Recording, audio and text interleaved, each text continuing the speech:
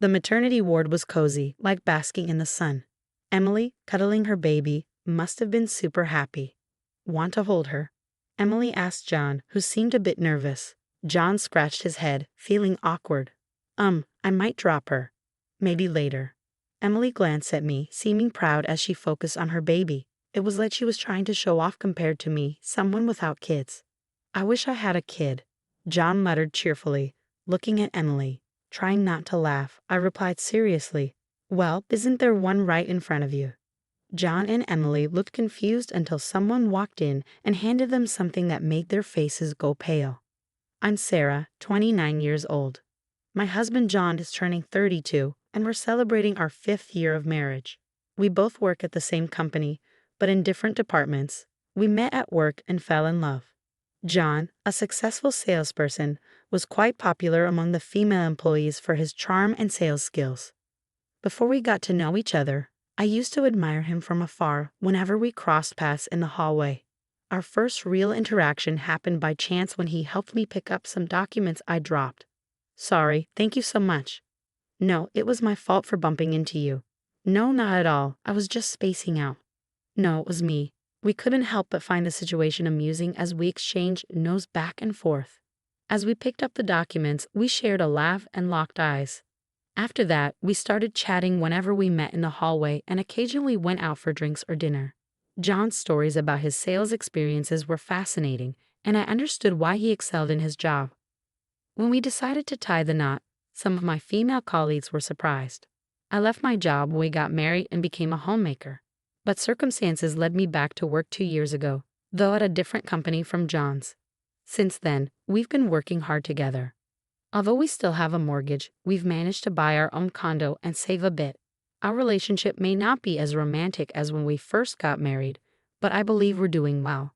Sometimes John comes home late, but when he's early, he pitches in with household chores, saying, "You're working too, Sarah. It's only fair."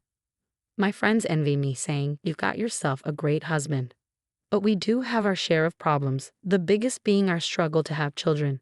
We both adore kids and have dreamed of starting a family since we got married. Yet after 5 years, we're still childless. With my age creeping up, I'm starting to consider fertility treatment seriously. Surprisingly, John seems more relaxed about it lately.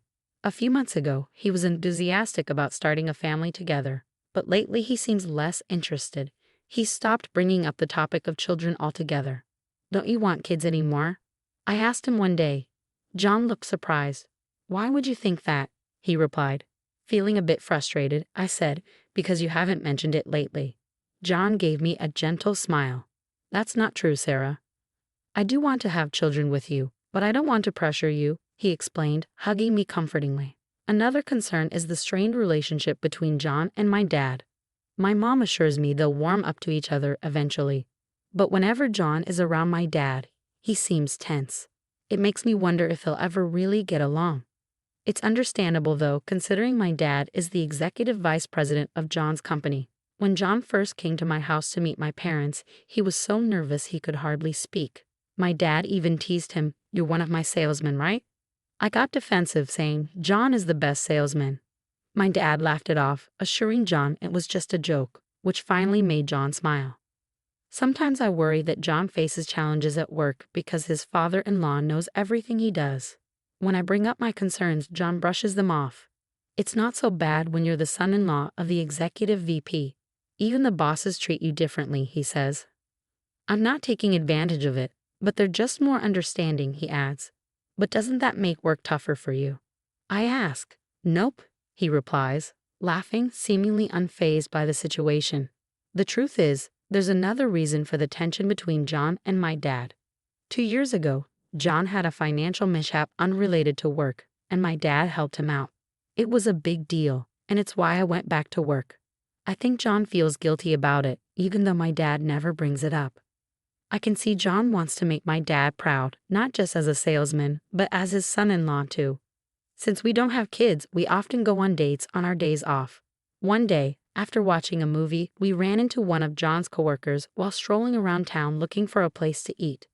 "Was surprised to see you here," Emily exclaimed, spotting us first. This is one of my coworkers. They also got married after we did. From an office romance, John explained. Emily, who was noticeably pregnant, mentioned she was about to start maternity leave. "Thanks for always looking out for my husband," Emily said, her expression twitching slightly. "Oh, it's nothing really," I replied, trying to keep it light, but I sensed some tension. It felt like she wasn't entirely friendly towards me. "Hey, that's not nice, Emily," her husband scolded her. "Sorry about that. We really appreciate your support," he said. He seemed younger than me but easygoing and friendly. He probably excelled in sales with his calm demeanor. It seemed Emily got along well with John, even touching his arm in front of me, his wife. Her husband Tom watched her with a mix of surprise and irritation. "What are you two up to?" Her gaze towards me felt challenging. John sensed my discomfort and quickly intervened to ease the tension. Maybe Tom harbored suspicions about John and Emily's relationship just like I did. Honestly, I didn't have the best impression of Emily, but I was starting to see Tom in a different light. Once doubts creep in, they're hard to shake. While I didn't think Emily, visibly pregnant, would go to a hotel with John, the possibility of infidelity crossed my mind. Deciding to take action rather than dwell on it, I hired a detective and purchased hidden cameras. I installed them in key areas of the house while the detective monitored John's activities outside. If he was cheating, we'd find out. If not, things would return to normal. I often unwind with long baths, finding solace in the warm water. Soaking for at least an hour is my way of rejuvenating. If John was cheating, this would be an opportune time for him. With my smartphone in hand, I checked on John's activities while soaking. Most days, he seemed to be watching TV or working, but occasionally he appeared to be communicating with someone. The motion detecting cameras ensured I wouldn't miss anything, even when I wasn't actively watching. I meticulously reviewed the recordings and audio, and to put it bluntly, my trust in John was shattered. To compound matters, I discovered that John was the father of Emily's baby. While watching the footage, I couldn't help but gasp in disbelief. John was on the phone with Emily, inquiring, "Is our baby all right?"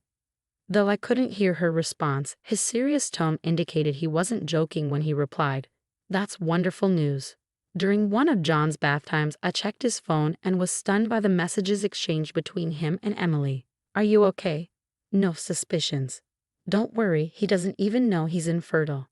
It was a devastating blow to his pride as a man. It felt too heartbreaking to confront him with the truth. Reading their conversation left me feeling unsettled. I couldn't help but wonder if Emily cheated because her husband, Tom, was sterile, or if John justified his infidelity because I wasn't getting pregnant. I scrolled through their exchanges, taking screenshots with my smartphone as evidence. Additionally, I retrieved Tom's contact details from John's phone. Wouldn't anyone in my shoes feel the same desire for revenge upon discovering this betrayal? They say misery loves company, and I made sure to gather ample evidence before reaching out to Tom, just in case he doubted Emily's infidelity or decided to take her side and thwart my plans. I arranged to meet Tom at the cafe without informing Emily or John.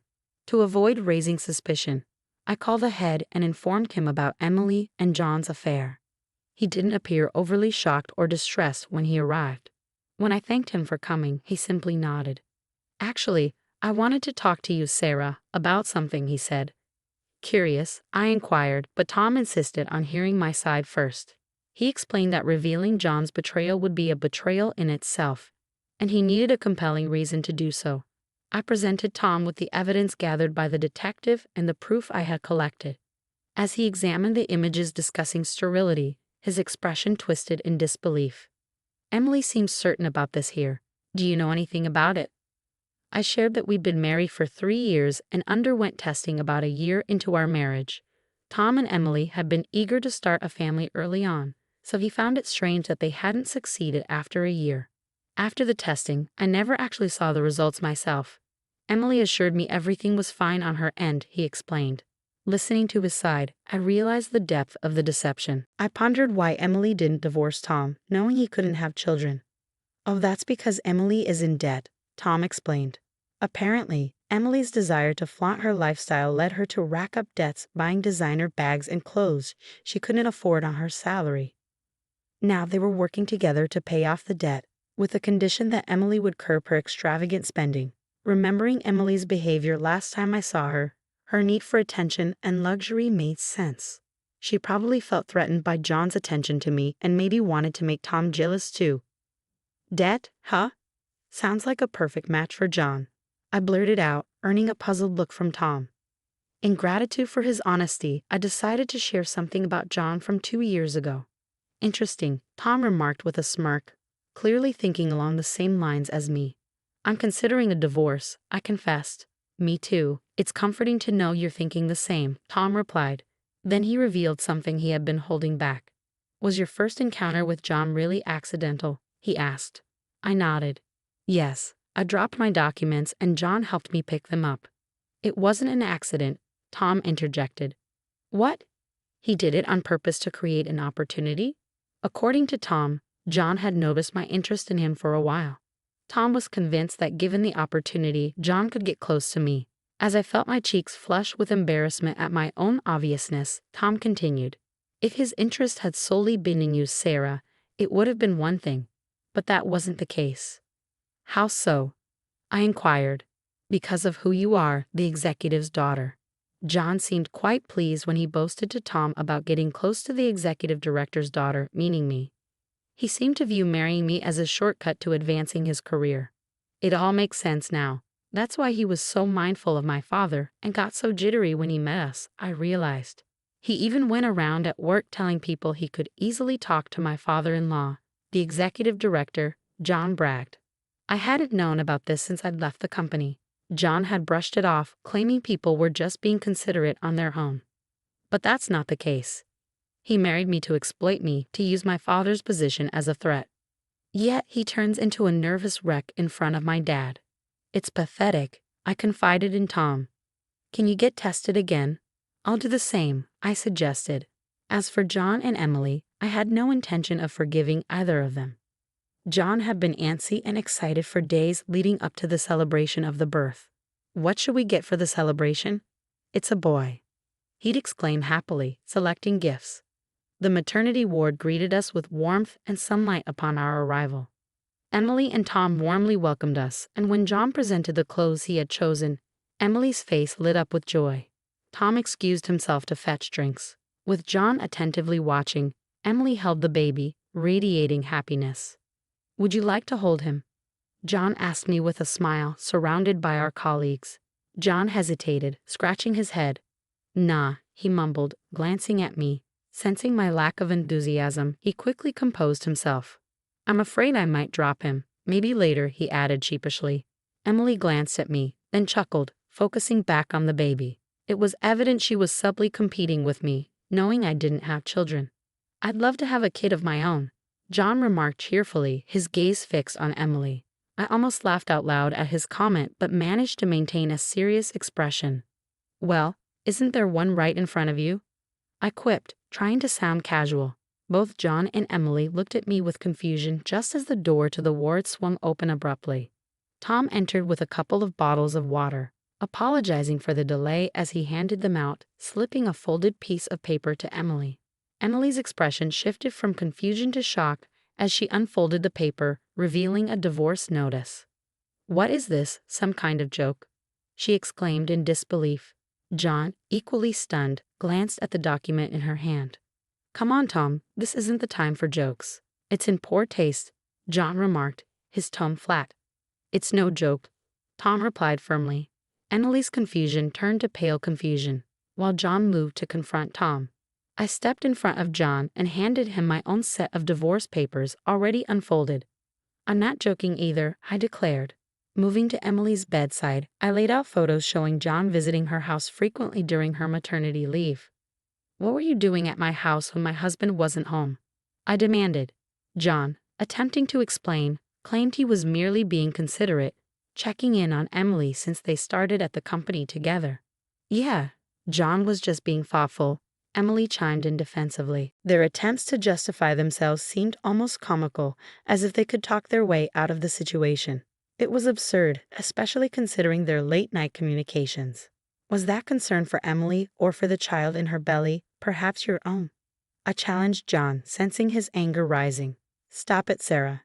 Emily is my colleague, and it's natural for her to be anxious about her first child.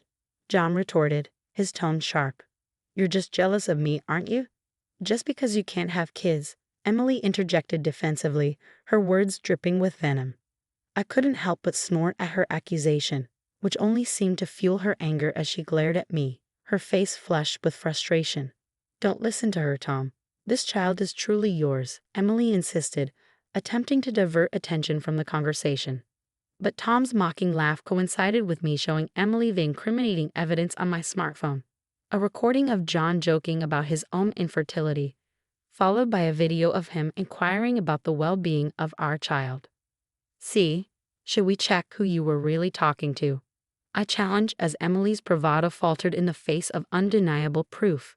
We're just coworkers, joking around, Emily stammered, trying to regain her composure. I glanced down at her with pity as she met my gaze defiantly.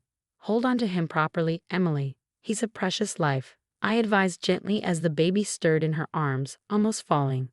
The sudden cry of the baby pierced the tense atmosphere. Shut up, Emily snapped, just as Tom unfolded a piece of paper. I can't have kids, Emily. You know that. Tom's voice was calm but laced with bitterness as he addressed his wife, who froze under his gaze. Let's get a divorce, we both declared to our partners, the finality of the decision hanging heavily in the air. John, still attempting to salvage the situation, pointed a finger at me. This is all because of your infertility, Sarah.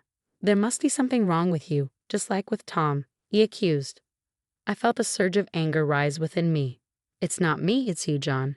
And don't you dare speak to me with such arrogance, especially when we're on the brink of divorce, I retorted, tossing the test results in his direction. The paper briefly stuck to his face before fluttering to the ground. Who do you think you are, speaking to me like that? Did you believe blaming me would absolve you of your actions? I demanded, spelling it out for him once more. Divorce. Do you even comprehend the gravity of that word? John's face drained of color as he stammered an apology, begging for forgiveness. Huh. Emily's astonished voice interjected as John pleaded. Tom and I exchanged a knowing glance and chuckled softly, reflecting on John's past mistake of accumulating a hefty debt through stock trading, which my father had covered. I had started working to repay it. My father's assistance came with a condition. John signed a promissory note. In addition to alimony, John would now face relentless pursuit for repayment from my father. With Emily's debt added to the mix, their future looked bleak. Well, best of luck to you both. You'll need it. We'll settle the rest through our lawyers, I declared, leaving John on the floor in tears as Tom and I exited the hospital room. My father, even angrier than me, enlisted the help of a lawyer he trusted to extract every cent from John, even tapping into John's share of our joint assets. But it still wasn't enough. John, now remarried to Emily but unaware of each other's financial burdens, faced criticism from Emily's parents upon discovering the truth, leading to yet another divorce. Emily's parents, while temporarily covering her debts, eventually had to send her back home, where she endured daily reproach. Despite the hardships, their grandchild, the innocent babe, was showered with love and lacked for nothing, which eased my concerns. John, unable to remain at the company, resigned and now resides in a modest apartment, toiling from dawn till dusk to meet his obligations of debt, alimony, and child support. Meanwhile, I've settled into a rented apartment, embracing solitary living. Tom and I have become drinking buddies, meeting up on weekends for quiet moments of camaraderie. He may not be as chatty as John, but I appreciate the peaceful companionship he offers.